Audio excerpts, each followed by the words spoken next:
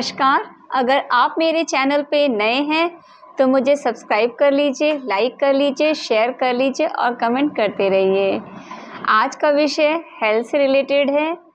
आज हम बात करेंगे कि हमें दूध खड़े होकर क्यों पीना चाहिए और पानी बैठकर पीना क्यों चाहिए। कहते हैं कि बहुत सारी चीज़ों का बुरा और अच्छा इफ़ेक्ट होता है, बट अगर हम उसे सही तरीके से अपने जीवन में सार्थक ना करें तो उसका खामियाजा भी हमें और हमारी बॉडी को भुगतना पड़ता है। तो बहुत से लोगों को ये पता ही नहीं होता है कि उन्हें कैसे किन चीज़ों का सेवन करना है। तो आज का विषय हमारे हेल्थ से रिलेटेड है। चलिए आज जानते हैं कि क्यों ज़रूरी है कि दूध को हम खड़े होकर पिएं और क्यों ज़रूरी है कि पानी हम बैठकर पिएं। दूध हमें खड़े होकर इसलिए पीना चाहिए क्योंकि दूध ठंड, वात और पित्त दोष की समस्या को कम करता है। इसका मतलब ये है कि किसी भी पेट की समस्या को यह दूर करता है और खड़े होकर पीने से ये हमारे पूरे शरीर में फैल जाता है। फैलने का मतलब है ये सारे शरीर में हर जगह पहुंच जाता है जहां इसकी आवश्यकता होती है। और अगर इसे हम बैठकर पिएंगे तो पेट की समस्या हमारी बनी रहेगी और ये हमारी पेट को प्रॉब्लम करता रहेगा।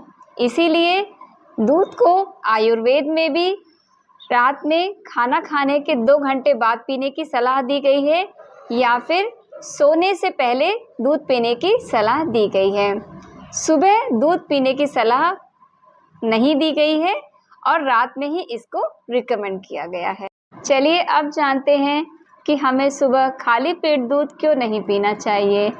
खाली पेट दूध ना पीने की सलाह इसलिए दी गई है क्योंकि यह कब्ज और पेट की समस्या को बढ़ाता है। इसीलिए हमेशा कहा जाता है कि आप कुछ खा लीजिए उसके बाद ही दूध पीजिए। गौरतलब की बात यह है कि बच्चों पर इसका ज़्यादा इफ़ेक्ट नहीं पड़ता है, मगर हमें जो बड़े लोग हैं उन्हें हमेशा कोशिश करना चाहिए कि सुबह के समय दूध या खाली पेट दूध ना पिएं। एक बात और कही गई है कि दूध पीने के बाद हमें पानी नहीं पीना चाहिए। इसकी वजह यह है कि पानी पीने से हमारा जो शरीर का मेटाबॉलिज्म है वह धीमा हो जाता है। तो हमें कोशिश करनी चाहिए कि दूध पीने के बाद हम पानी ना पिएं, इससे शरीर को नुकसान होता है। चलिए अब जानते हैं कि पानी को बैठकर पीने की सलाह क्यों दी गई है।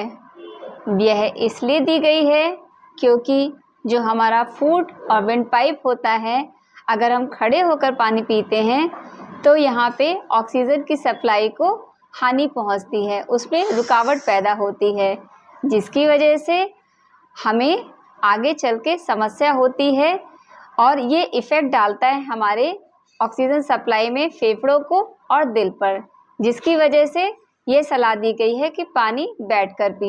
खड़े होकर पानी पीने से गठिया, एसिडिटी और डकारों की भी समस्या और पेट की समस्या भी पैदा होती है।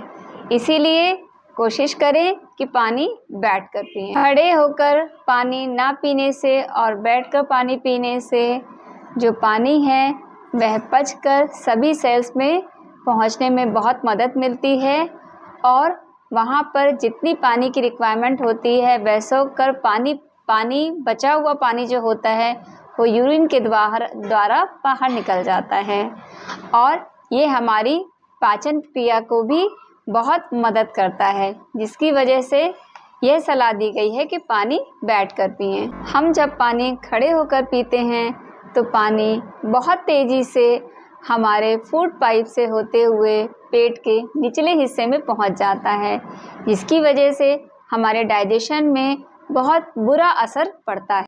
जब हम खड़े होकर पानी पीते हैं तो पानी बिना फ़िल्टर हुए हमारे पेट में जब पहुंचता है, वहाँ से जो इम्प्योरिटीज़ होती हैं वो गॉल ब्लैडर में पहुँचती हैं, जिसकी वजह से हमें यूरिनरी ट्रैक की समस्याएं शुरू हो जाती हैं। इसीलिए रिकमेंड किया गया है कि पानी बैठकर पिएं। यह गठिया को भी बढ़ावा देता है। सोचिए, सिर्फ छोटी छोटी गलतियों से हम अपने शरीर को कितनी हानि पहुंचाते हैं। इसीलिए आप लोग कोशिश करें, हम सभी को कोशिश करनी चाहिए कि पानी हम बैठकर पिएं, आराम से पिएं, ग्लास से पिएं। और दूध हमेशा हम खड़े होकर पिएं, रात में पिएं और खाना खाने के 2 घंटे बाद पिएं और सोने से पहले पिएं।